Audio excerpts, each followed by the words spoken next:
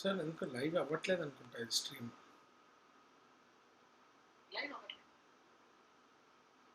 ఒకసారి చూడండి.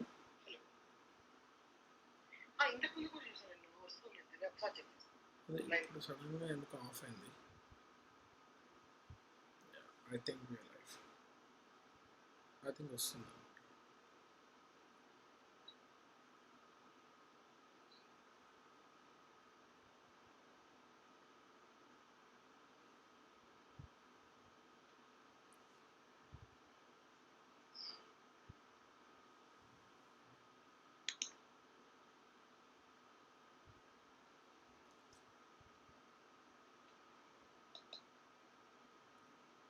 చెక్ చేశారు ఒకసారి?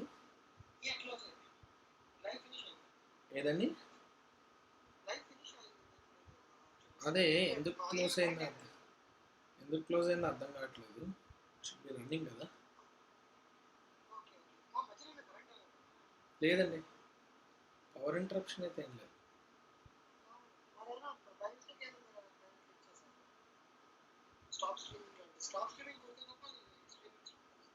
లేదండి,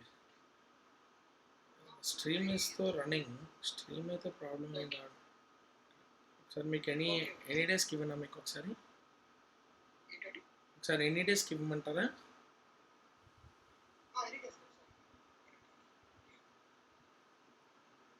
రాసుకోండి stream డెస్క్కి.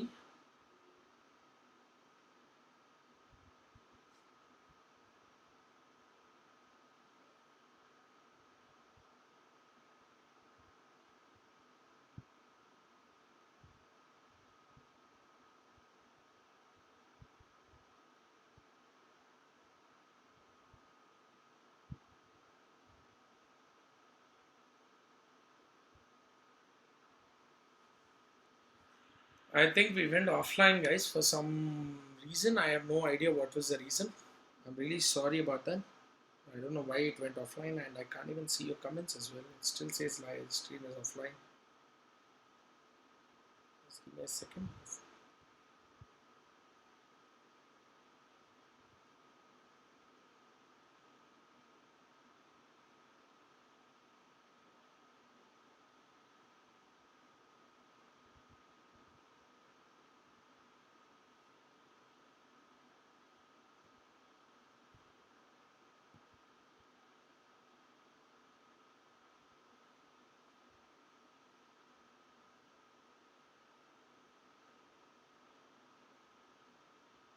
I think we are back live. I think I can see. Yeah, I think we're going. Just let me know if there is any other trouble that you're getting, because I see that the stream is already live.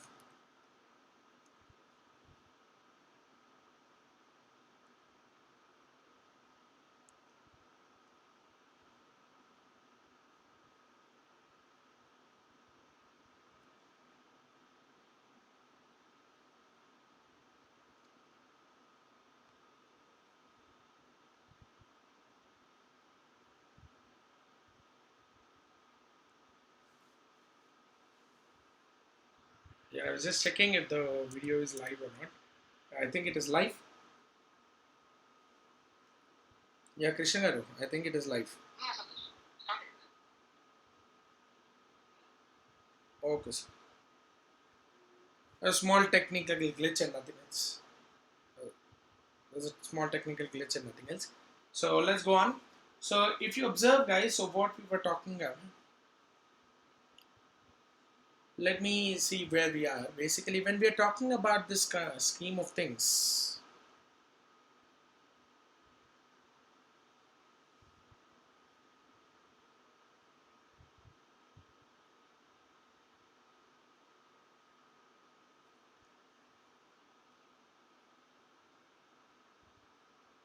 mute my audio. I have to mute it.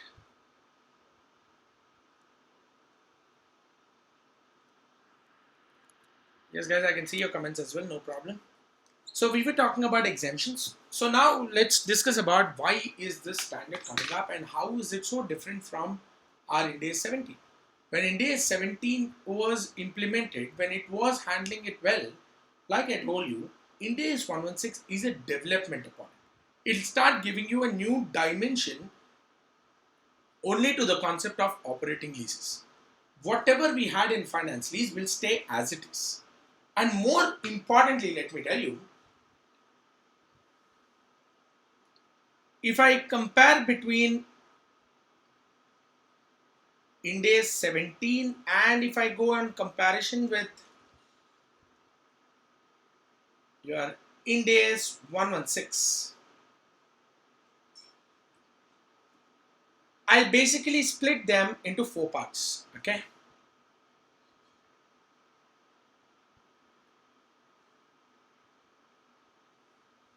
One is operating lease,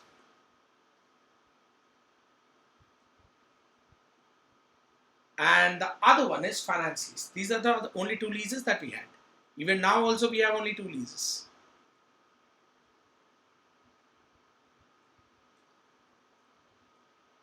Under which we did talk about lessor and lessee's accounting. Even here also we did discuss about under finance lease, lessor and lessee's accounting. Under Ind AS 116, if I am talking about the comparison, I would still have the same accounting treatment whatever I had for finance lease. There's no change. And even for operating lease to the extent of lessor, I will preserve my treatment. The only place I'm going to make a change is lessee's account. This is the only difference which comes in. Where the difference will talk about something called as ROU assets. The remaining things are absolutely the same. The entire books of lessor, same. Lessee's accounting for finance lease, lessee's accounting for finance lease, same. The only difference which is coming up is lessee's accounting for operating lease under Ind AS 17 and 116. Balance sheet being done on 31st March 2020, we will start looking at what is this right of use assets. This right of use assets will emerge out of nowhere and will start making some sense now. Because right on the face of the balance sheet, you will find ROU assets, ROU machinery, ROU furniture, which is distinct from the assets which I own, but they are still assets. What I own is basically presented under property, plant and equipment. ROU assets are also presented under property, plant and equipment, but as a distinct specific item. That is basically the only logic that I'm going to discuss as far as the standard is concerned. So throughout the standard, keep your head very, very clear that now whatever Ind AS 116 I'm learning, the only different part other than what I had in AS 19, your AS 19 or your Ind AS 17, both were basically the same. There's no great difference between both of them as far as their recognition is concerned. So lessor accounting treatment, I am not going to see any difference. Lessee's accounting treatment under finance lease, I am not going to see any difference. But lessee's accounting under operating lease, I will start looking at a new word called as right of use assets. Now, let's start discussing that. Now, first of all, the first thing that I have to do is I'll have to identify a lease.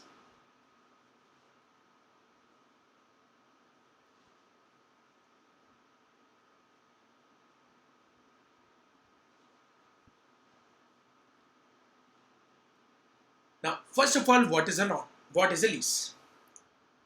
A contract is or a contract contains a lease only if it transfers a right to control the use of the asset to the lessee in exchange for consideration. I said a contract is a lease or contains a lease if it conveys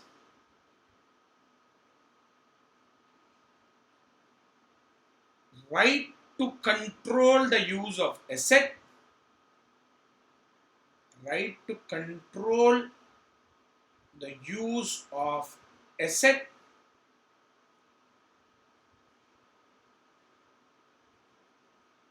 to the lessee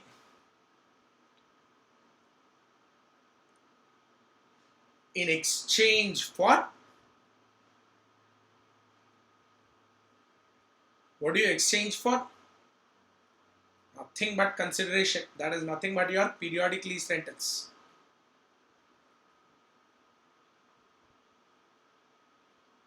So I am looking at this.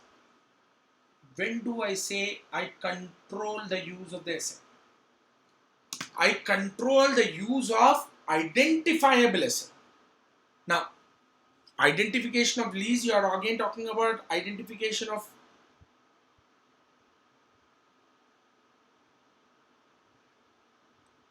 controlling the asset. Now let's start looking at it. Yes, guys. So when we're talking about identifying the lease, so basically a contract contains a lease if it conveys a right to control the use of an asset for a period of time in exchange for consideration. Now, first of all, what are the necessary components of a lease? So when do I say a contract contains a lease and what are the necessary criteria for it? The first criteria is there should be an identifiable asset. Without an identifiable asset, you can never call it as a lease. Criteria number one, identifiable asset.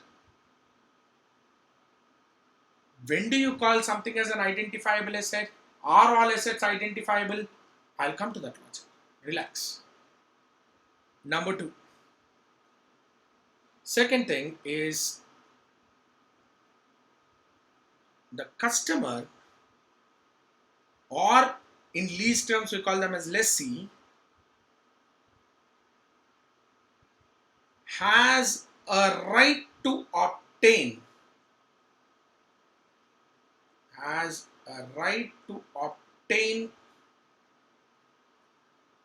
substantial all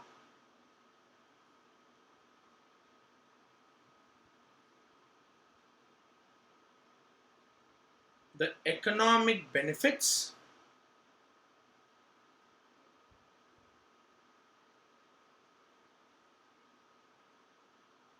from use of asset.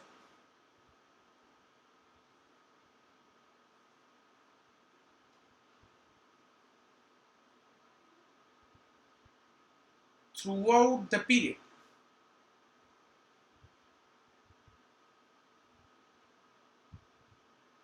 Clear? Number three, the customer or the lessee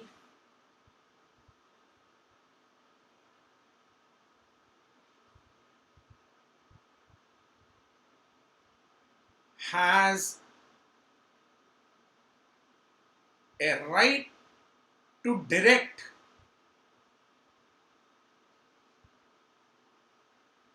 how and what purpose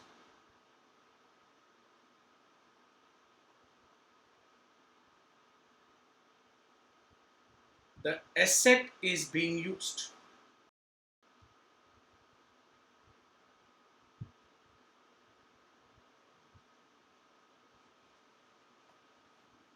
These are the three parts. First one, you identify the asset. There should be an identifiable asset to call it as a lease.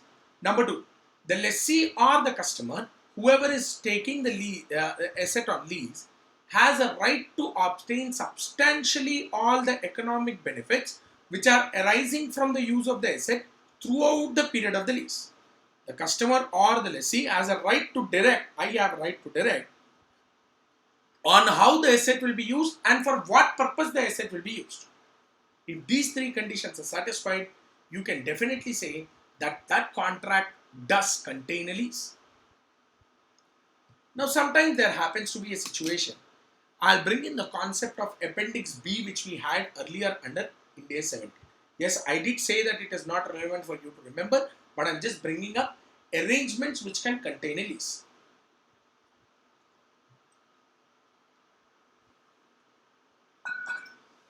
I was doing Indies for a particular power manufacturing company in Hyderabad, which was into supplying windmills. Their logic is very simple. They manufacture or construct a windmill.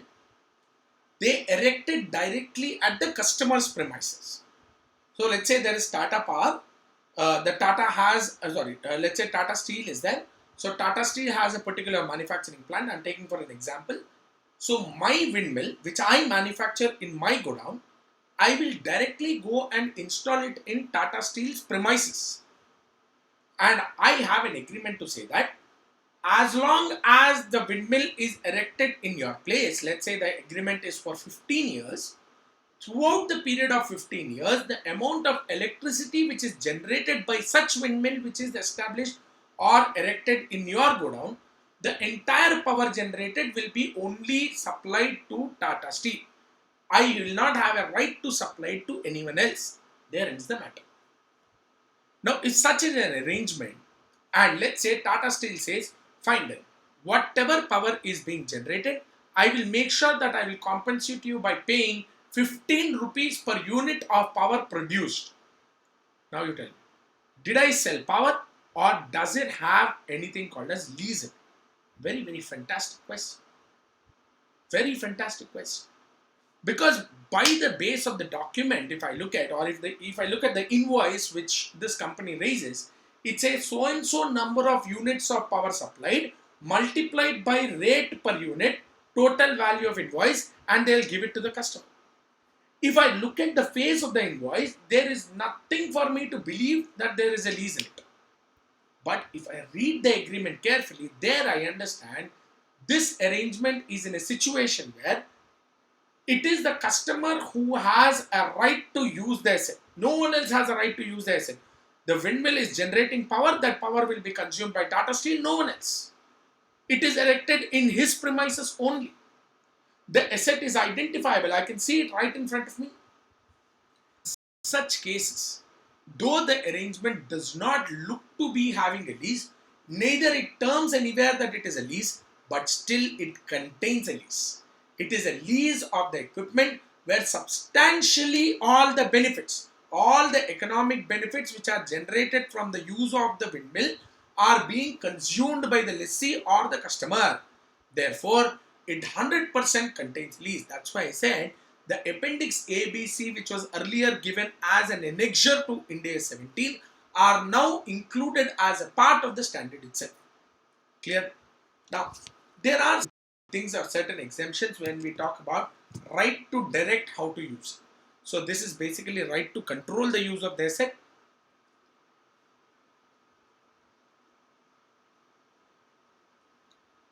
Right to find assets in contract.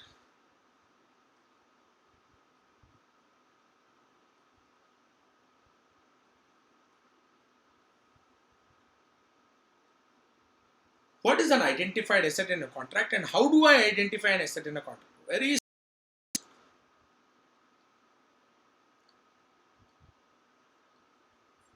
when the supplier has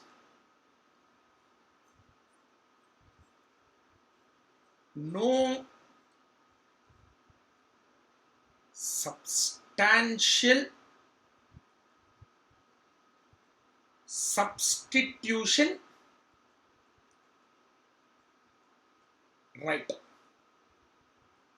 When the supplier has no substantial substitution rights, then you can say that the asset is identified in a contract.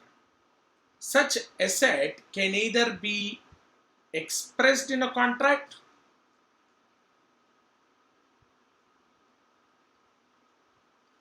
or can be implied in a contract. Sometimes I can say that this is the asset in the contract itself. Sometimes the contract may not identify the asset expressly, but it is implying that this is the asset which I am directing or indicating towards. So I can identify the asset. Now, for me to identify the asset in a contract, their supplier should never have the supplier's name. We can also give them another name. It is nothing but my lessor. My lessor or the supplier does not have a substantial substitution right. Now, what do you mean by the substantial substitution right, and where does this come from? Now, the substantial substitution right means the supplier or the lessor cannot replace the asset with another asset. It is not possible for the supplier to basically replace the asset with another asset. Then we say that the supplier or the lessor does not have a substantial substitution right. Second thing, along with that, the supplier will not be benefiting economically if he undergoes a substitution. I'll put it up. If I write it, it makes more sense. There are 2 points here.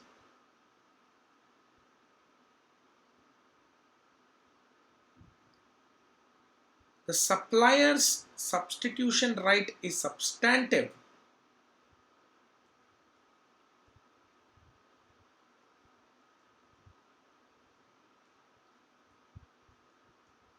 substitution right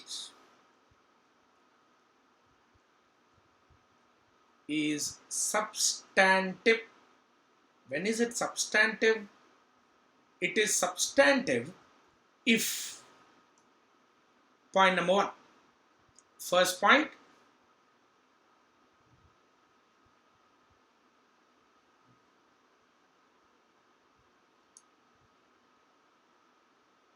the supplier has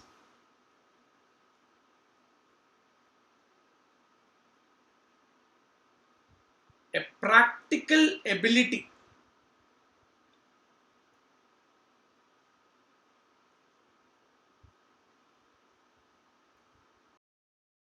to substitute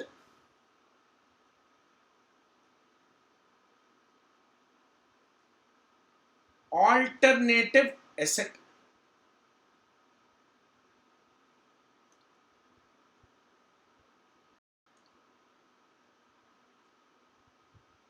Alternative asset. And I am again very clearly separating it with the word and. Second point, supplier would economically benefit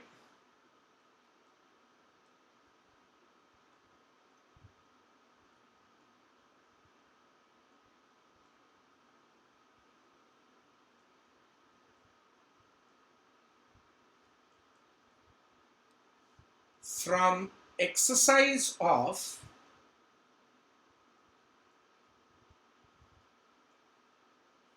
substitution right. Okay. So I'm saying that the supplier should not have a substantial substitution right. What is a substantial substitution right? Supplier has a substantial substitution right if he has a practical ability to substitute another asset. For example, the same example which I have given you, the power manufacturing company has set up or erected a windmill plant in the premises of Tata Steel. Tata Steel never specified this. I never said this particular windmill, which I see right in front of me, this is the asset which I wanted to be used. I never said. I said you erect any windmill out here, no problem. That power, whatever it produces, I will consume. If I said so, then I am saying that the supplier has a right to remove that windmill, to replace it with one more windmill and keep using it for the same purpose, and still the lease contract or the contract which contains a lease is being satisfied. Along with it, I said, such substitution, such decommissioning of the existing one and replacing it with an alternative asset is economically beneficial to the supplier. What does it mean now? Now it makes a lot of sense. most of the companies may not specify the asset in the contract. They may not. They might not really say that this asset with, I might say, I want a lease of a vehicle, man. Okay. And what vehicle, sir? I want a lease of a particular Tata Indica. Okay. I want a lease of Tata Indica is what I said. Okay. It's been already used for my purpose. Now, in the contract, I never said I am implying towards or expressing towards a Tata Indica which has a number plate of 440 4404. I never said that. I never really expressly talk about what is the vehicle. That means one day the supplier can give me one vehicle, next day he gives different vehicle as long it is Tata Indica, as simple as that. Then I will say the supplier has a substantial substitution right. But now the question comes in. By substituting that particular vehicle, by substituting that particular asset, by exercising the substitution right, does the supplier get any economic benefit? If your answer is no, sir, if I send this indica also same thing, or that indica also same thing, I have 50 indicas, if I send any of them, it is not going to make any economic benefit to me. I basically send the vehicle upon its availability. Whatever is available, I'll ask him to take that particular vehicle. There is no economic benefit which I am deriving by exercising the substitution right. By sending this particular Innova, instead of sending that Innova, did I get a benefit? And I did not get a benefit. Then there is no point of saying that the substitution right is substantive. Clear? Sometimes there is no practical ability only, man. Now, like the case which I have given you regarding the windmill, man. 15 years lease, dude.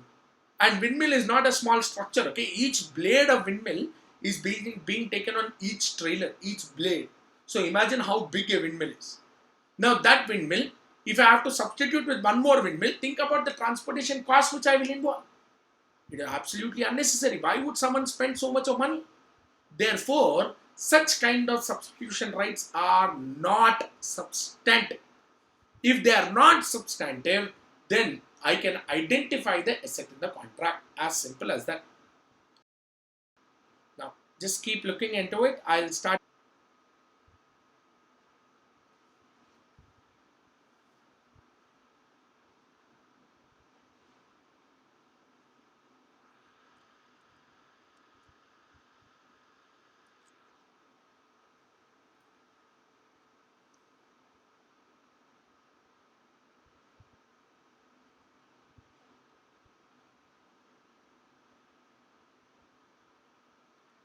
Yes, guys, I'm waiting for any doubt so far.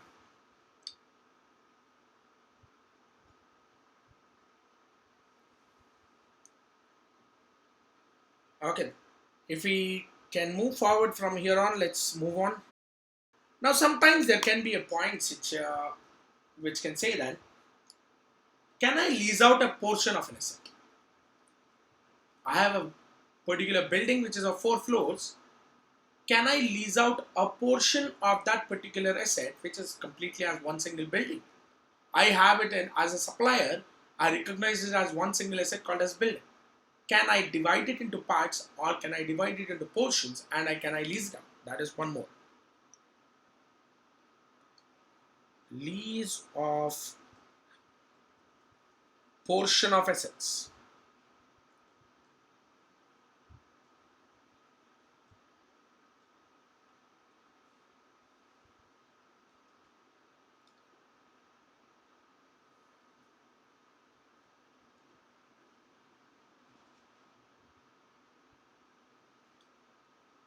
I can lease out a portion of an asset if it is physically distinct.